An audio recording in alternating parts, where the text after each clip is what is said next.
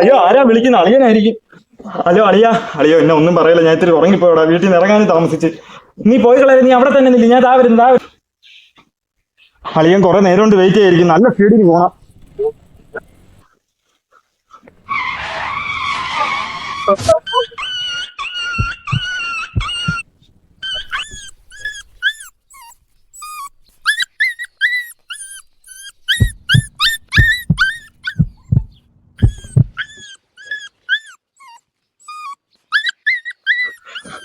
അയ്യോ ഹലോ കിരണേ.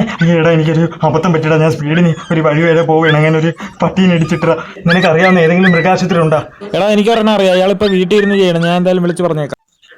ഓ ശരിടാ, ശരി. ഇല്ല കിരൺ വിളിച്ചു പറഞ്ഞേ. കിരൺ എന്റെ അടുത്തെല്ലാം പറഞ്ഞായിരുന്നു. ഇതാണല്ലേ പട്ടി. താ എന്തായാലും ഞാൻ നോക്കാം. താൻ അവിടെ ഇരി കേട്ടോ, വെയിറ്റിംഗ് റൂമിലിരി. ഓ ശരി ഡോക്ടറെ, ഞാൻ വെയിറ്റ് ചെയ്യും. സിസ്റ്റർ ഈ ലൈറ്റ് ഒന്ന് ഇട്ടേ. ഓ ഇവിടെയാണ് ഇടിച്ചത്. ഓ ഇവിടെ ഇടിച്ച്.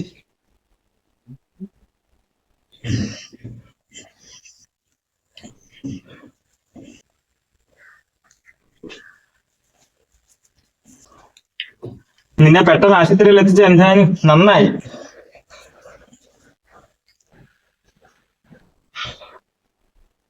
ഡോക്ടറെ എന്തായി? താൻ എത്രയും പെട്ടെന്ന് അതിനെ എത്തിച്ചത് നന്നായി, അല്ലെങ്കിൽ അതിന്റെ ജീവൻ തന്നെ പോയാന്. തന്നെ പോലത്തെ ചെറുപ്പക്കാരനൊന്നും ഇപ്പൊ ഇല്ല. ഇടിച്ചിട്ടാ പോട്ട് പുല്ലെന്ന് പറഞ്ഞ് പോണ ചെറുപ്പക്കാരാണ് ഇപ്പം അധികവും. നല്ല മനസ്സാണ് തന്റെ. ഡോക്ടറെ കയറി കാണാൻ പറ്റും? ഓ കയറി കാണാം, ഒരു കുഴപ്പമില്ല. ശരി ഡോക്ടറെ, വളരെ ഉപകാരം.